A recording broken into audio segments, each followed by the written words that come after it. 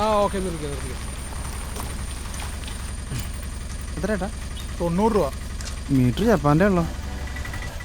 ഇതാ കിഴങ്ങനല്ലേ? ഇത് വലിയൊരു സ്റ്റുഡിയോ.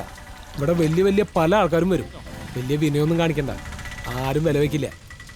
നീ ഭാവിയിൽ സംവിധായകനാവേണ്ട ആളല്ലേ. ഇതെത്ര കണ്ടിരിക്കുന്നു എന്നുള്ള രീതിയിൽ നിന്നാ മതി. വാ. ഷൂട്ടിംഗ് ഒക്കെ ഭംഗിയായില്ലേ? ഓ ഒന്നും പറയണ്ട ഏട്ടാ, മഴ കാരണം പ്രശ്നമായിരുന്നു. ബാക്കിയുള്ള അടിപൊളിയായി. ആ മറ്റാളെവിടെ? ആര്?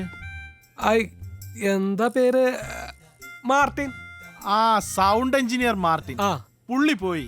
ഇപ്പൊ റസൂൽ പൂക്കുട്ടിയുടെ കൂടെയാ. ആരുടെ? റസൂൽ പൂക്കുട്ടി ആരത്? വലിയ സമ്മാനങ്ങളൊക്കെ കിട്ടിയ ആളാ. എനിക്കും കിട്ടിയിട്ടുണ്ട് പള്ളി പെരുന്നാളിന് സമ്മാനം. പിന്നെ ഈ സ്റ്റുഡിയോയുടെ ഓണർ ഞാനല്ല, അതുകൊണ്ട് പ്രത്യേക ഫേവർ ഒന്നും എനിക്ക് ചെയ്തു തരാൻ പറ്റില്ല. ജാക്സന്റെ ഫിനാൻസ് പ്രശ്നങ്ങളൊക്കെ എനിക്ക് മനസ്സിലായിട്ടുണ്ട്. ഈ ഷൂട്ട് ചെയ്തത് ഒരു സിനിമയാക്കി കൈ തരുന്ന റേറ്റാ ഞാൻ പറഞ്ഞത്. 4 ലക്ഷം രൂപ. 4 ലക്ഷം രൂപ?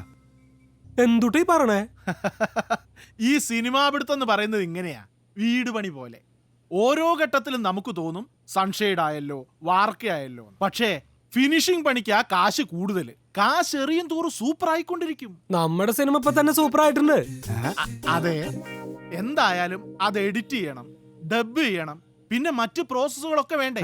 ഏയ് അതൊന്നും വേണ്ട, നമ്മുടെ സിനിമയ്ക്ക് അതൊന്നും വേണ്ട.